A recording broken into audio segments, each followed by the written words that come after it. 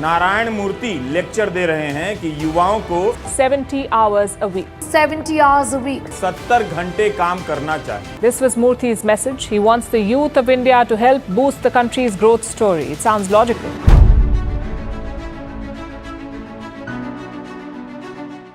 The 70-hour work week, is it the key to rapid development or a fast track to burnout? Let's break down what we are talking about. A 70 hours work week is, well, exactly what it sounds like. It's working 10 hours a day, 7 days a week, or maybe 14 hours a day, 5 days a week.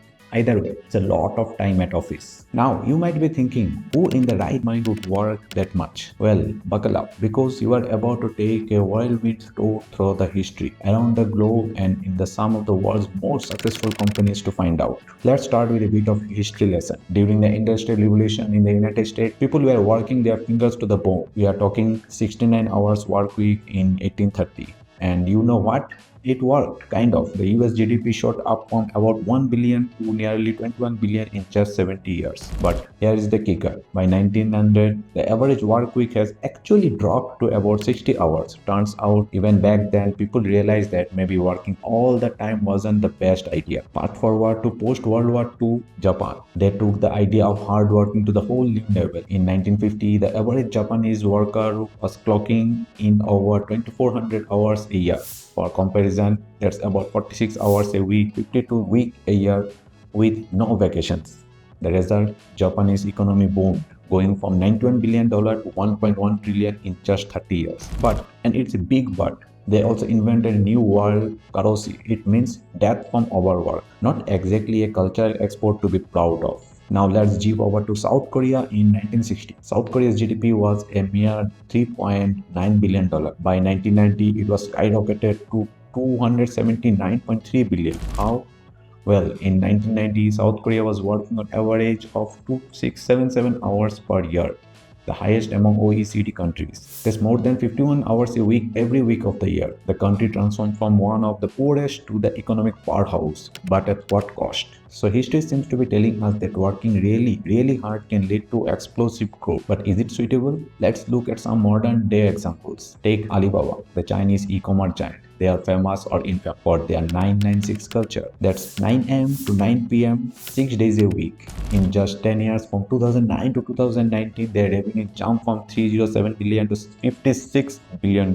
That's growth with a capital G. Or consider Tesla. During the Model 3 production ramp up, Elon Musk claimed to be working up to 120 hours a week. The result, Tesla's revenue more than doubled in 2 years from 12 billion to 24 billion. And they went from producing 100,000 cars a year to 365,000 cars. But from policymakers, they faced scrutiny over working conditions. Even Amazon in its early days adopted long hours and intense work culture, and before 1997, their revenue was 148 million with 614 employees, which shot up to 14 billion with 17,000 employees and had a rapid growth and market dominance, but also received criticism for worker treatment.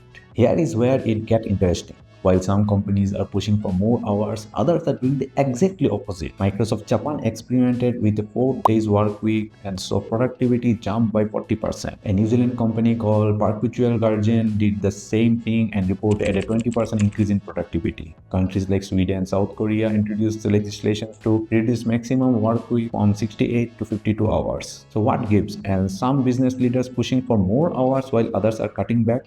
Well, let's bring to the next stop, India. Recently, some high-profile Indian business leaders have been making waves by advocating a 70 hours work week. Bhavish Agarwal, the CEO of Ola Cabs, put in this way. Bhavish Agarwal, CEO of Ola, quoted, "I genuinely believe that our generation has to work extra hard to build the country of our dreams." Agarwal even went as far as to say that concept of having weekends off is a Western import that doesn't belong to India. 7 days a week. Wow. So 140 hours. You're Sudha Murthy's dream here. Narayan Murthy's dream, rather. It's the same with you, I'm guessing. Absolutely, that man. you don't believe in this weekend concept that Yeah. people can't reach you on a weekend. Not at all. Right. And the younger generation today, I feel, wants a little bit of what I don't agree with this work-life balance concept. Because if you are enjoying your work, you will actually find happiness in life also and work also, and the both will be in harmony. It is a stance that sparked quite the debate. Murthy sparked a huge debate in the country when he suggested in October last year that India's work culture need to be changed and that youngsters should be prepared to work for 70 hours a week. Our youngsters must say, this is my country. I want to work 70 hours a week, 70 hours a week, 70 hours a week. 70 hours a week. On one side, you have those who see it's a path to rapid development. They point to examples like the ones we have discussed, the US, Japan, South Korea, and say, see, this is how you build an economic powerhouse. On the other hand, you have experts warning about the dangers of overwork. Dr. Sarah Thompson, an occupational health specialist, had this to say. While short-term productivity gains are possible, the long-term health consequences of 70-hour work weeks are severe and counterproductive. And this is not about just individual health. There are broader social implications to consider. Dr. James Lee, a sociologist, points out the societal costs of overwork, including impacts on family structures and community engagement, outweigh any short-term economic benefits. So where does this leave us? In the 70 hours work week, a boon or a bane? Well, like more things in life, it's complicated. It's complicated, so pay attention.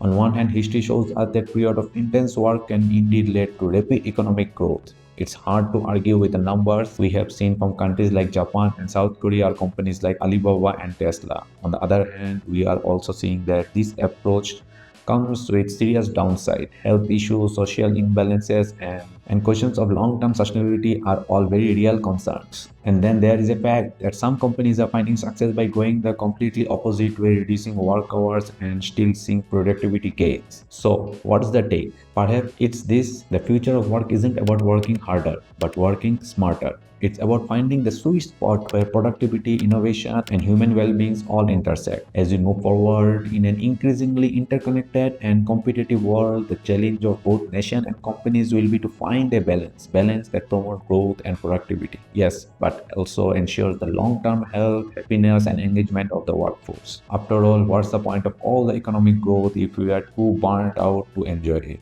With this, we come to the end of the session. If you like this video, then give a thumbs up and see you again in the next video. Till then, bye bye.